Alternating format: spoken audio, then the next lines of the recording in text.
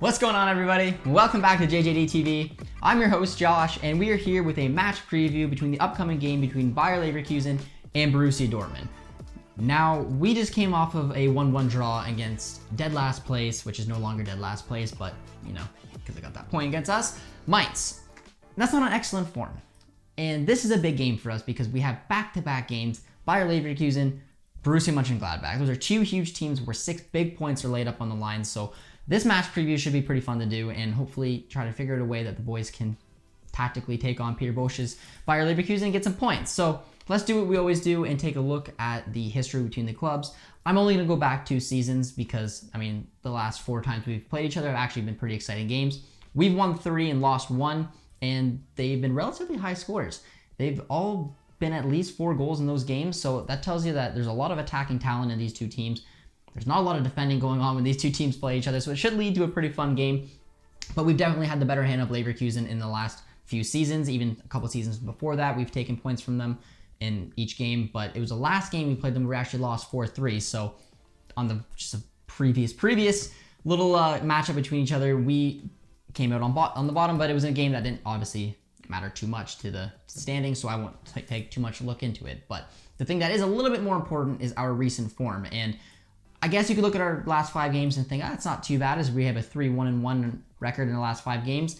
One of those obviously being a draw to Mainz, which we don't really want to talk about. But Leverkusen, actually, and I didn't really realize it until I was looking into their history of the last 5 games, is pretty poor. They're 1-1-3. So they've only taken 4 points from the last 5 games. That's not very good, which is why we see Leverkusen basically slip from Bundesliga challengers now into just fighting for Champions League places. But winner of this game will obviously jump up and be guaranteed at least 3rd place, so it will be pretty interesting to see the way that the teams line up. I'm going to give you guys my predicted lineup. I think it's probably the easiest lineup to predict. I'd be very surprised if this isn't the starting 11. I've already seen a couple different predictions, and they're looking relatively the same, but there's not a lot of different options, so that's why I think this is going to be it. So we're going to line up in the 4-2-3-1. It's going to be Berkey in net. Meunier is going to be our right back. I mean, if we're not going to rest him for Mainz, we're just not going to rest him. Plus, he had a great game and had obviously a goal and also drew a penalty. So, I mean, he's showing that he can play these kind of minutes, so there's no reason I don't think he'll be there. Our center backs, we have no other option. So it's Akanji and it's Hummels. There's Zagadou, who has finally came back from injury. Unfortunately, he's going to be out for several more weeks, so there's just no other options right now. So it'll be interesting to see what happens in the next couple weeks, see if that position might get addressed or if there's going to be someone getting bumped up for our U23 team. I'm not fully sure. But left back will be Guerrero. Our CDMs, Chan got his yellow, which means he is suspended for this match, but we rested Delaney. We were strategic about it. I knew Delaney wasn't going to come on because we didn't want to risk this exact situation of Chan and Delaney being suspended. Luckily, it worked out nicely, and Delaney will be in our CDMs alongside Bellingham. As our attacking midfielders, we're going to look at Marco Reus as our center attacking mid. We're going to see Sancho out on the right, Brandt out on the left, and then, of course, Holland up front. There's not really, I mean, looks like Gio is going to be out still with that sickness, and then of course it just Renier with his situations up in the air. So there's really no other options about that left-hand side, with obviously Hazard again being out with an injury. So it looks like Brandt's going to have an opportunity to link up with Royce again and hopefully create a little bit of magic there against his former club. I'm really excited to keep my eyes on Brandt just for that reason, which is going to lead into our little matchups. And the matchups I want to keep an eye on, the first one, 1000% has to be Moussa Diaby and Thomas Meunier, and it has to be that formation because these two are going to line up against each other. And the Leverkusen plays in a 4-3-3, very attacking. The left wing is usually occupied by Diaby, which means our 4-2-3-1 right back is going to be Meunier. They're going to be at each other's throats through the entirety of the game, and Diaby is quick, he's agile, he's good on the ball, and it's just going to be a bit of a worry because he's playing very well this season, and if there's an opportunity where they can split our defense, Diaby's going to be very challenging to catch. So Meunier's got his hands full with him, but he came off, in my opinion, his best game of the season. I thought his runs were very forward. I thought his ball crossing abilities were a little bit better than they needed to be in the past few games, and of course he got the goal and led to a penalty. So in my opinion, Meunier is on form right now. So this is a big test. One of the Bundesliga's fastest wingers against Meunier. We're going to see what he's going to be able to do there. And looking at the other way, I'm keeping an eye on Julian Brandt.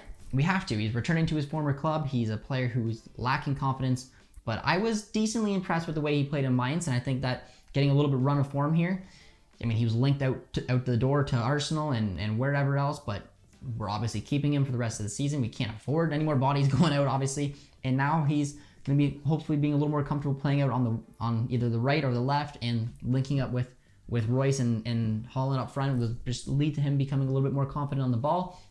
And I'm going to line him up with Jonathan Tah. I'm lining him up with Jonathan Tah because I just think Tah is just a big center back who's just not quite on form. And I say that because he's found his way in and out of the team when I just figured that Tah would turn out to be that solid first name on the team sheet, and I think he's got a little bit to prove. I think he's fighting his way back into the team. I think he can be a sensational center back on his day, and I think he'll be a big pain in the butt for the front four for Dortmund. So he's definitely someone I want to keep an eye on. I'm going to line him up with Brandt because I'm hoping Brandt can get one on him and get one against his former club. So those are the little looks on the two teams. It's going to be an open game. There's no doubt about it. If you look at, like I said, the previous 4 games against each other, they were just crazy amount of goals in each one of them. So it should be a lot of fun to see this game. I will unfortunately not be doing a match watch along on it, but we will be going live right after the game for our 5 takeaways.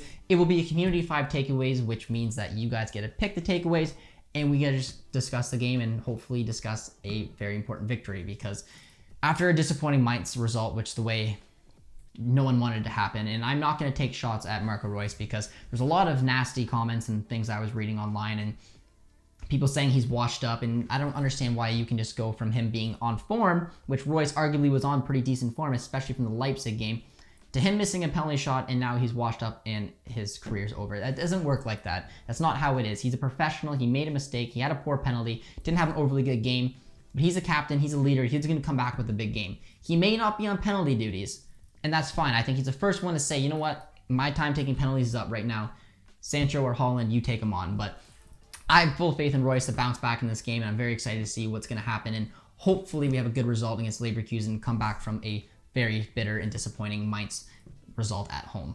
So my final prediction, I mean, if you look at the scores, I want to say like a 5-4 scoreline, but I'm gonna go 3-1. I'm gonna go 3-1 Dortmund. I was thinking 3-2, but I changed my mind.